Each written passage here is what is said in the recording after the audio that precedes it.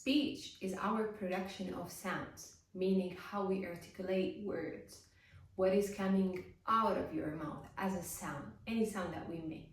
Language is how we use these vocabs and these words to be put in a sentence that should be following a certain grammar rules, a certain order of these words, and a certain tense. Communication, however, is an umbrella term that includes how we use our speech and our language to be able to communicate socially with one another. It is the process of creating and sharing meanings. In other words, I need to be interested and curious about you to be able to communicate with you so we can create meanings together. But wait, first of all, let's go back a little bit to if you are learning a language, you need to learn how to speak it, not how to communicate in it. I always hear a lot of people saying, I want to learn English for communication. I want to learn French to communicate. Just between parentheses, I'm coming from a background of English for communication, master's degree. And in those 2 years study, I have learned that communication, and also I'm still learning right now, that communication is a vague term that includes not only what we say, because that's what we are defining right now. What we say is speech, but what we communicate is the meaning, is the expression of like collection of vocabs that can create a meaning. So I've learned that, as I said, communication is way too vague and it has nothing to do with learning a language. You can communicate non-verbally, meaning that you can communicate with your gestures, with your body language, with your facial expressions without saying a word, without making a sound. That's speaking and that's communicating. But for the people who most of the time like ask me, I want to learn English for communication, or even I see them on social media, on Facebook, posting on groups, I want someone to help me in English for communication. What I advise you to do is to stop saying that. Stop saying, I want to learn a language for communication. Instead, you can start saying, I want to learn how to speak English. I want to improve my pronunciation of words in English. That would be more realistic for you and more achievable, more doable, because when you are learning a language, you cannot escape the grammar parts. You cannot escape, or you cannot be able to speak a language without knowing the difference between what is a noun, what is a verb, how we put a verb in a correct tense, the difference between grammar points. You cannot skip that and say that I am able to speak a language. Yes, you can do that by practice, but if you are willing to be fluent in a language, be able to communicate it clearly, you need to learn, or you need to go through the process of speaking. So here you need to know, as I said, like the difference, and you need to go through the process of learning these steps. When you are putting words in wrong tense, when you are using wrong vocabs, your communication or your message will be unclear, incorrect, and misunderstood. And this can create you problems. Imagine that you are expressing your feelings, or you are sharing a problem that you want someone to help, and then you are using the past tense. The listener will understand that the problem is already in the past and you are just sharing it. It's not currently happening, and that they have nothing to do about it. It's just because you used the verb in the correct tense to say something in the past, why you want to say that is currently happening. So that's rule number 1. You need to understand what is your need exactly. And by the way, I advise you to start taking notes. If you are not doing already, just bring a pen and a notebook, and then start writing down some tips I'm going to share in this video, because this is going to be very, very beneficial for you. Since you opened this video, it means that you are interested to know the difference. I always say that communication depends on the situation, the setting, and the people involved. The way you communicate with your friends differs from the way you communicate with your family or from your co-workers as well. But there are some basic skills or like basic points that you need to know about any communication that you are going to do, and that you need to learn that. They are easy, but they need to be worked on. If you want to be a good communicator, you need to be confident in what you are saying. Means that you are not hesitant of the idea you are sharing, because if you don't believe in it, the listener won't believe you. The second thing is honesty. You need to be honest in what you are saying. Don't try to, lie or say things that are not appropriate. The third thing, which is authenticity, and I see it as the most important point. Authenticity means that you simply be you. You don't need to imitate anyone else in maybe how they speak, in how they behave, in how they react. Just be you. And this is going to help you build your image, build your brand. And this is going to be authentic just to you. So you are not someone else, which is very important for a good communicator. If you are not doing that already, I advise you to start paying attention to your communication. Ensure that your tone and the choice of words are appropriate. If you are working on that, then congrats, you are in the level of improving communication. It's not about working on your speaking. So let's define briefly. Speaking is the process of learning how to say words in a language, or how to say words in general. It should be followed with certain rules, certain grammar points, certain order of words. For example, we can say the adjective should be before a noun or after a verb. And communication is, after you learn all that, you are going to apply them in a more advanced level. It means that you use them to convince, to negotiate, to influence, or to express your opinion about it. So you are not in the stage of you want to express your opinion, but you don't have the right vocabs. That's something that you need to work on in your speaking process. Also, one of the difference between speech and communication is who is involved. I am now doing a speech. I'm speaking to a camera, or I could be speaking to myself in the mirror. I can speak to anyone, but speaking doesn't necessarily require someone else listening or interacting or communicating with you. Communication, on the other hand, requires another part. Someone who is listening so that you communicate, you connect. And this is going to build a conversation. Take note that conversations, which is part of communication, has different types of communication. I will share with you one of the best lessons I've learned when I studied teaching methodology for kids.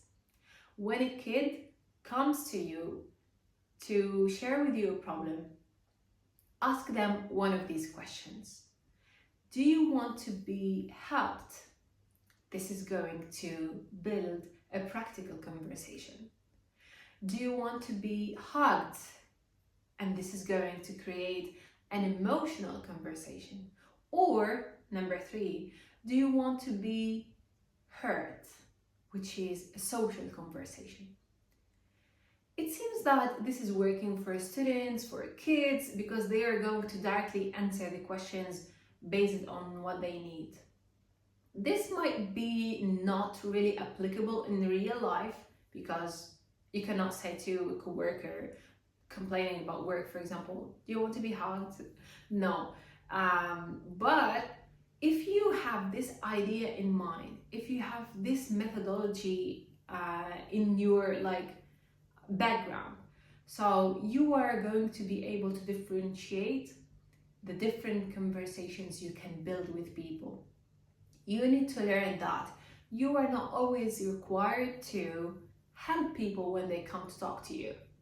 They may just want to be heard, or you can express your empathy through emotions, through facial expression, through body gestures. So you don't necessarily need to do something to them.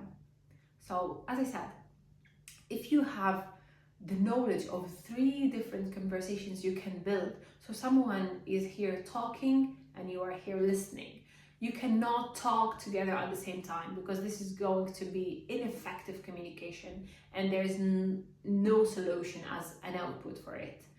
Someone is talking, someone is listening, someone is talking, someone is reacting, as I said, emotionally. So this is going to help both people involved interact properly in this conversation. I will share with you a personal experience. I am a person who doesn't share a lot of when I have problems or when I have concerns or anything, I don't share. And when I do, 90% or more of my time, I just want to be heard. I'm not looking for an advice, or I'm not looking for assistance.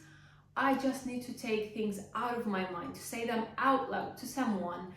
Before, I used to write down, and now I don't know what changed, but I started to share this with my friends, and this took them a lot of time to understand what I really need.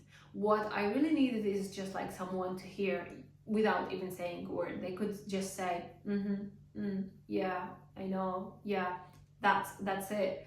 But when I want an advice, which is, let's say, 10% of my time or even less, I would directly go to my friends and I'm like, listen, I'm gonna talk to you about something and I want your feedback on it, or I want your advice. I would directly do it. I understand that not many people can do that because they don't really know what they need, if they need an advice or if they need emotional support or whatever. If you don't, start identifying that, and this is going to help you a lot. Go directly to what is your goal, to what is the output of the conversation you want to build. If also you are that kind of person who doesn't always know what they need to do and they always ask for assistance, stop doing that as well, because asking so much for assistance will always limit your thinking, will always limit your creativity, limit your ability to fix your problems on your own.